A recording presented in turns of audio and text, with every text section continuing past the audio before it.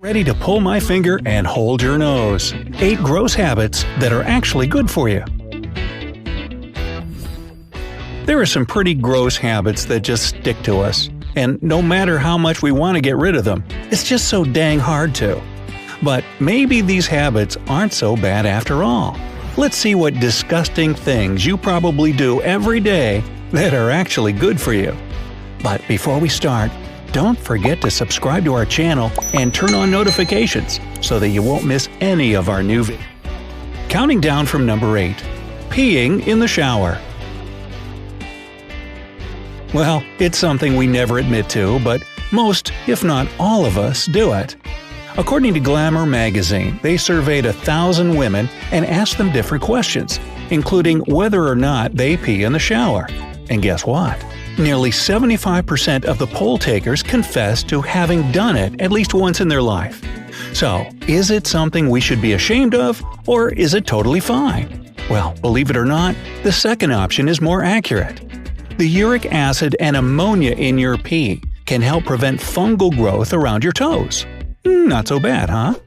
Also, if you choose to urinate while taking a shower, you could save money on your water bill and your toilet paper. Looks like it's surprisingly practical as well. Number 7. Spitting. It's never attractive when someone just launches their saliva on the ground every 5 minutes. And if it's done out in public, spitting is downright disgusting and incredibly annoying. There is one exception though, when it's actually healthy, appropriate, and even necessary. And that's when you're exercising. More specifically, in this situation, spitting can help you breathe more easily. You see, we usually breathe through our nose, since doing this warms up, moistens, and cleans the air we take in, allowing the body to absorb oxygen more efficiently. But when we work out, we tend to breathe through our mouth, and this causes it to produce more saliva that interferes with normal breathing. So, it's perfectly fine to get rid of the excess mucus produced from exercising by spitting it out. Just as you'd expectorate. But in other cases, it's better to kick this awful habit as soon as possible. Number 6. Chewing gum. Even though constantly chewing gum isn't that great of a habit to have, in moderation, it's not that bad. Gum doesn't have any nutritional benefits, true, but different studies have shown that there are actually some good things you can get out of gum besides bubbles. After conducting an experiment on the subject, psychologists at St. Lawrence University concluded that chewing gum helps you study and is good for test taking, even better than caffeine. And that's because chewing gum helps you focus, sharpens your memory, reduces stress, and balances your hormones by raising your cortisol levels. That's way too many advantages in exchange for looking like a cow chewing their cud. So, next time you're cramming for an exam or working on a huge work project, chew some gum. It'll help you get the job done. Number 5, and my personal favorite, farting. Maybe this one isn't exactly a habit since it's simply a bodily function. But that doesn't mean it's not embarrassing or gross when one slips out, especially if you're not alone. In a perfect world, our body wouldn't humiliate us like this, but it's really not as bad as it seems. In fact, farting is really important. You might not know this, but your body passes gas about 14 times a day and approximately 3 to 5 times while you sleep. You see, your digestive tract starts producing carbon dioxide and methane about 6 hours after eating, and farting helps your body get rid of these gases. So if you usually try to hold your farts in, you might want to stop doing that. Holding the gas in can easily cause abdominal pain and bloating. Plus, if you rip a big one regularly, it means that the bacteria in your gut, which happens to power your immune system, are healthy and getting all the nutrients they need. Hey, it's a good sign. So here, pull my finger, if you please. Number 4. Burping. So, if it's not coming out of one end, it's coming out the other. Burping has almost become a party staple among some social circles. In fact, Did you know that there's a World Burping Federation that holds international burping championships? Yup. You can even find a video on YouTube with one of the winners delivering an astonishing 18-second-long burp. Good for him. But some of us are still a little embarrassed by belching. But letting a good burp out after you've had a huge meal is nothing you should be ashamed of. It's actually good for your stomach, since it helps relieve all that gaseous pressure inside.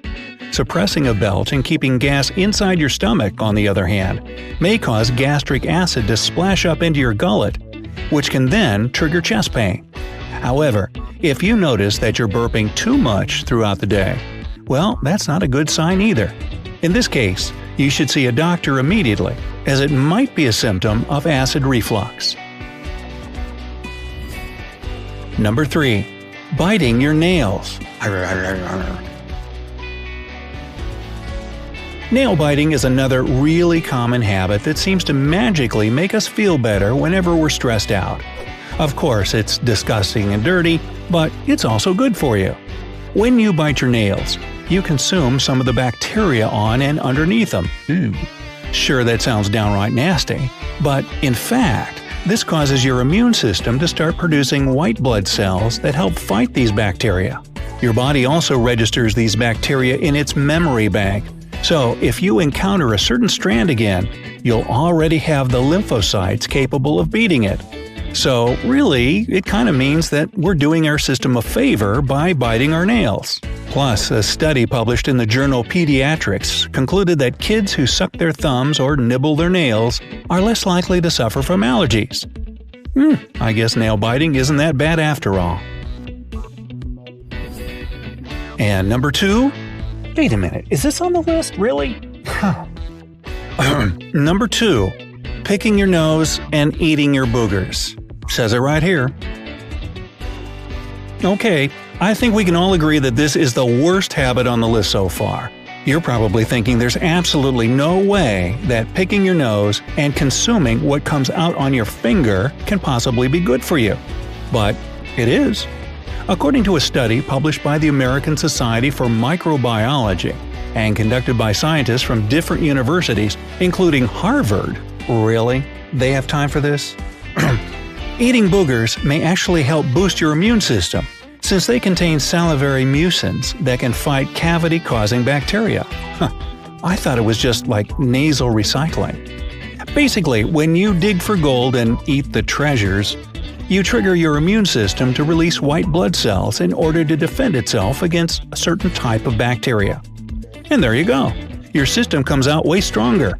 Scott Napper, a professor of biochemistry at the University of Saskatchewan and the co-author of the study, even says that when you feel the urge to eat a booger, you should just go with it.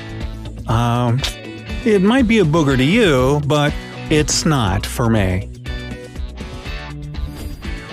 And number 1. Skipping showers. Taking a shower every day keeps you clean, fresh, and healthy, right? Well, not exactly. The truth is that if you shower every single day, you wash away your body's natural oils, leaving it unprotected and dry. Even hot water without soap can destroy tons of useful bacteria that your skin needs to stay radiant and plump. And the more showers you take, the worse the damage will be. Your hair doesn't appreciate it either. Showering every day dries out your scalp and can lead to dandruff. But even more surprising, it can also cause your hair to become extremely oily, since your body will start pumping out more of its own oils to overcompensate for the sudden dryness. So, perhaps try to skimp on the shower from time to time. You'll be happy since you get to sleep in a bit, and your skin and hair will definitely appreciate it. So, now that we've broken down all these bad but good habits for you, it's time for a disclaimer. Everything here should be in moderation.